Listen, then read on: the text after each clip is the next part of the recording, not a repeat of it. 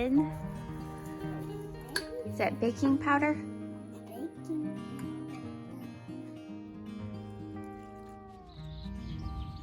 So I wanted to share a quote with you out of one of my favorite books, The Life-Giving Home.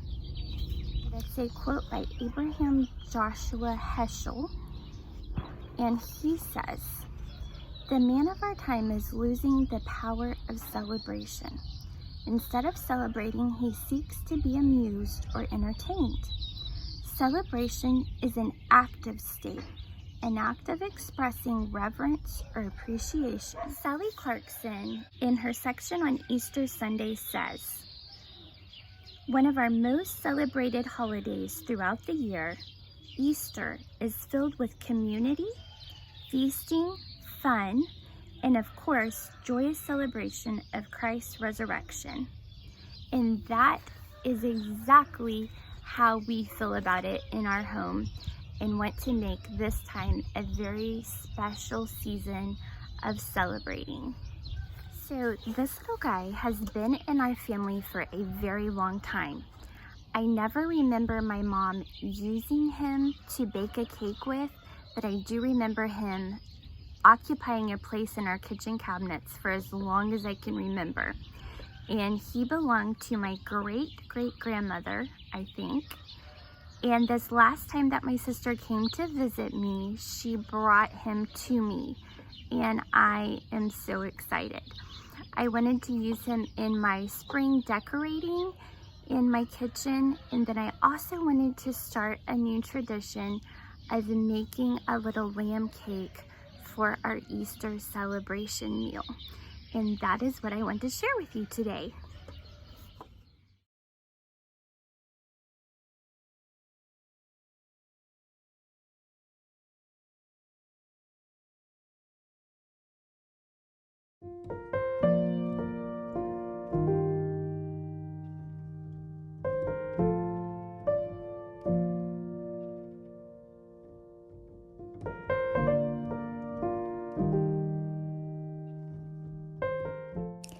I'm going to start by buttering the cake molds, just giving it a really good coat because there are a lot of crevices in it, and I don't want my cake to come out with little chunks missing, so that's what I'm doing here.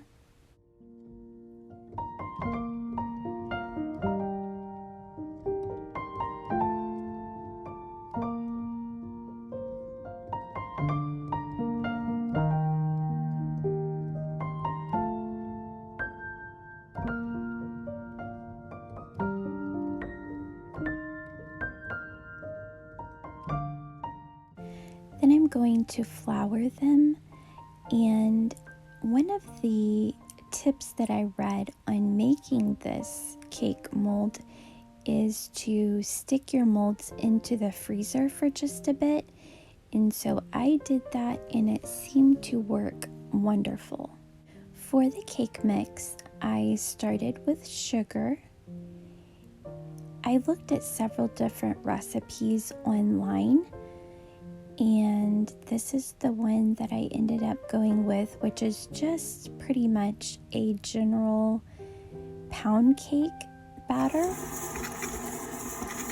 Then I added in my unsalted butter and creamed that together. And then one by one, I added fresh eggs. Okay. There we go. Keep it over the bowl. Whoops. Keep it over the bowl. Keep your spoon over the bowl.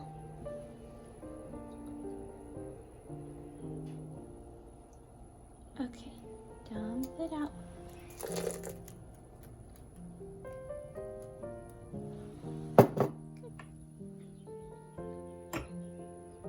Fill the cup up all the way first. Have to get it all the way to the top. Okay, pour that in there. Okay, and one more. We have to fill it up though, just like the other one. Dig down deep, get it filled up. Nope, not quite full. Not that much. A little bit more.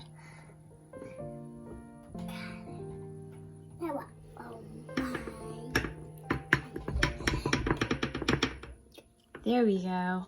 Okay, now pour that in the bowl. Get it in the bowl. You're gonna get on the cabinet. There you go. Oh, yeah. Is that good? Is that good? Okay, fill this up. The tablespoon.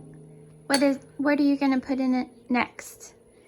Maybe Is that baking powder? baking powder that much. Okay, and we want to make sure that the top is all level. Okay, now pour that in our bowl. Good job. Okay, now we're gonna put our 1/8 teaspoon of salt. And then what? And then we're gonna mix that all up now. I'm gonna mix it. Okay, now we're gonna pour our flour mixture into our egg mixture. Careful, is that a heavy bowl? Got it? Oh, there we go. Keep pouring, keep pouring. Good job. Okay, add the milk. Add the milk. And now? We're gonna mix it all up. Are you ready for it? No. Here we go. Tell me if it's good. You got it?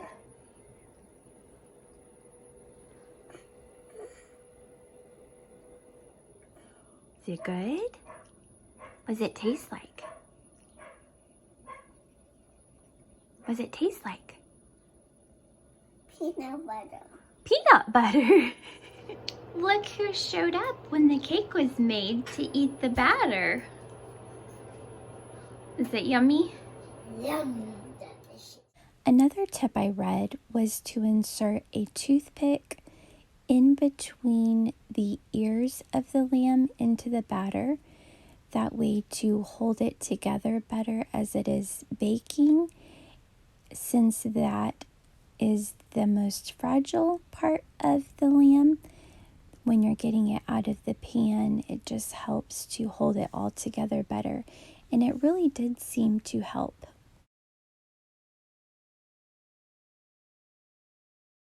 So now we're ready to put the other half of the mold on top. And I believe some of these molds have clips that you clip once you put it together, but mine did not have a clip.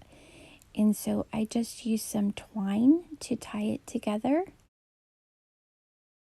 While we allowed the cake to cool, Adelaide took a ride with her daddy, and I decided to run over to a nearby nursery and see what they had to offer for my front porch.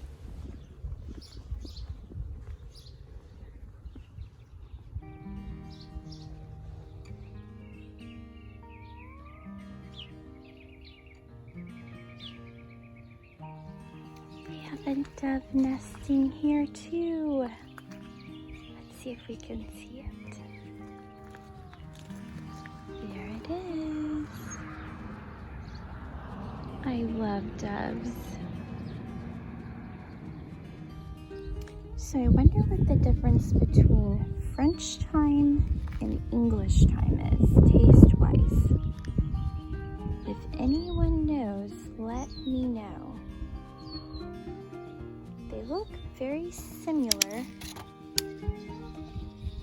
Very similar. There is? Yeah, okay. Sweet time is kind of buttery. Yeah, French time, buttery. I got some English time for my garden to cook with, but I didn't find the flowering plant that I was looking for, so I went back to Lowe's to pick up something there. I love hydrangeas, but I wasn't really crazy about this color mixture, so I think I'm going to wait on those.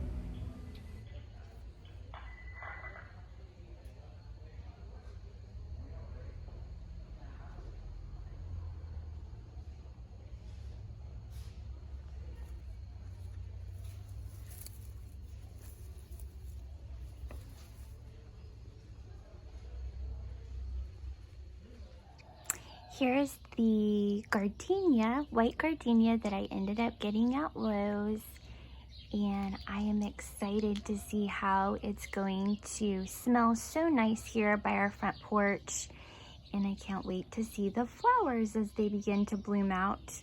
Very sad. I know it's not the best lighting out here, but it is an absolutely gorgeous day after all of the rain that we've had. So I wanted to share another of our favorite authors with you, and that is Beatrix Potter. She has the cutest little stories about animals, and I love her illustrations as well. See that? Very cute. And so this is a wonderful book to read in the springtime about all of the little animals. Peter Rabbit, Tom Kitten, Jemima Puddle Duck, just so many fun little stories that she wrote. We also have this little board book of Peter Rabbit. That's what I start my kids out with when they're small so they don't tear the pages. And so that is just a fun little book to read during the springtime. I was so nervous to see if this little guy was going to stand up. And thankfully he did. He didn't fall over. And my husband had the idea to cover his head while I sprinkled the powdered sugar on. I just used some saran wrap for that, so that his head would be a different color. I had thought about doing a glaze. A lot of these little lamb cakes are heavily frosted, but I wanted to do something a little bit different. So I did the powdered sugar, and then I sprinkled granulated sugar over some frozen berries to garnish it with, as well as some fresh mint leaves that I had here.